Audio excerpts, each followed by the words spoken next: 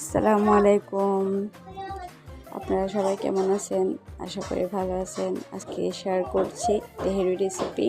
এখানে 3 পাওয়ার মতো গরুর মাংস নিলাম, আদা বাটা, টক দই, বাদাম বাটা এবং পোস্তের দানা। এরপরে দিয়ে দিলাম মরিচ,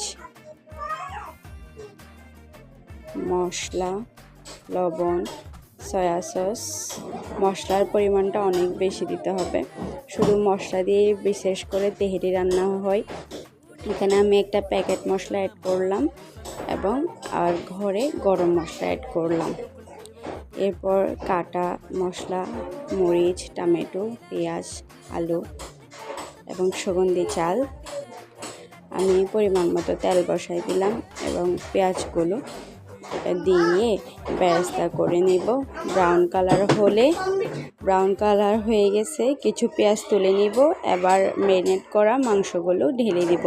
অবশ্যই মাংসগুলো ম্যারিনেট করে রাখবা, এতে তেহেরির স্বাদ অনেক গুণে বৃদ্ধি পায়।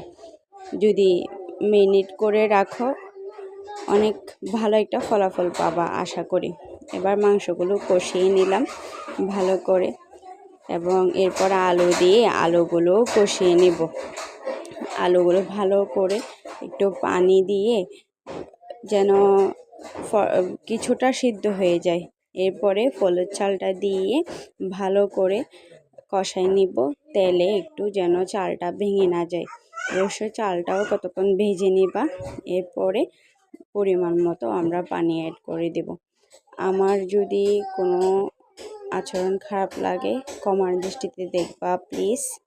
আমার চ্যানেলকে একটু সাবস্ক্রাইব করবা, লাইক করবা, শেয়ার করবা, যেন আমি একটু এগোইতে পারি।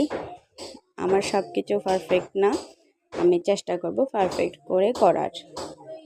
এরপরে টমেটো আর কাঁচামরিচ বাটা, গোটা কাঁচামরিচগুলো অ্যাড করে দিব। তারপরে এখানে পরিমাণ মতো পানি অ্যাড করে দিব। পরিমাণ মতো পানি তোমরা চাল যতটুকু তার দ্বিগুণ চাল দিবা। পুরাতন চাল হলে বেশি পানি লাগে আর নতুন চাল হলে পানি কম লাগে। এরপর পানি দিয়ে আমি ভাত হয়ে নিছি, দেখো কত পারফেক্ট হয়েছে। তোমরা ট্রাই করতে পারো।